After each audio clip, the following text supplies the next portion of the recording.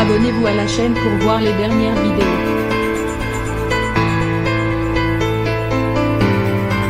Thierry est apparu dans la vie des téléspectateurs il y a 7 ans, lors de son premier passage dans L'amour est dans le pré. Le viticulteur du Vaucluse un brin naïf a amusé les fans de l'émission avant de les bouleverser lorsqu'Annick, l'élu de son cœur, a subitement décidé de lui tourner le dos, lui piétinant ainsi le cœur. Thierry avait connu une longue période difficile après le départ de la blonde amatrice de motifs léopard. De quoi laisser un goût amer à Karine Le Marchand, très attachée à celui qu'elle considère comme un poète. Une seconde chance lui a donc été accordée cette année. Et Thierry était bien décidé à ne pas la laisser passer. L'agriculteur avait-il inconsciemment gardé grief contre les blondes?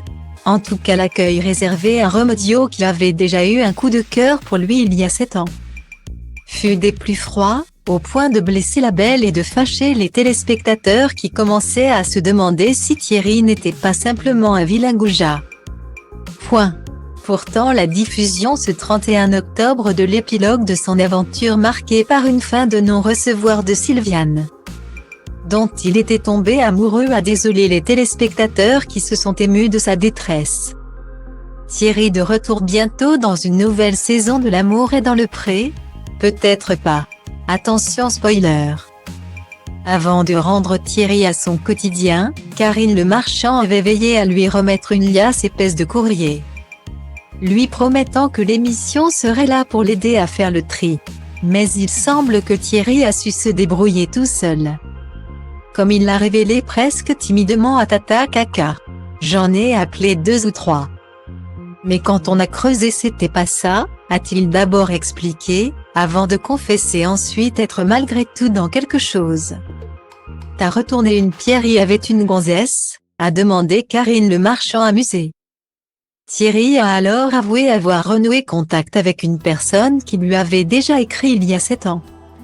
Elle répond au doux prénom de Mireille et c'est une ancienne factrice à la retraite qui réside dans le Vaucluse, à quelques encablures de l'agriculteur.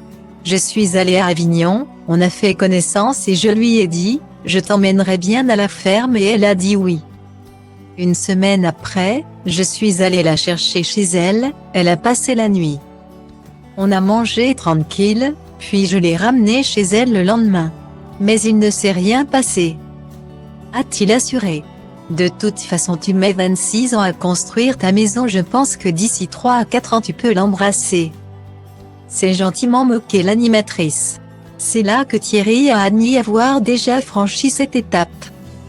Mais embrasser, c'est pas accoucher, s'est-il défendu. Une distinction importante pour Thierry, un brin vieille France. Car une fois ce saut accompli, en effet, il ne restera plus qu'à se marier. Devant Karine Le Marchand attendrie, le viticulteur a reconnu que cette femme, très à son goût, parle plus que lui.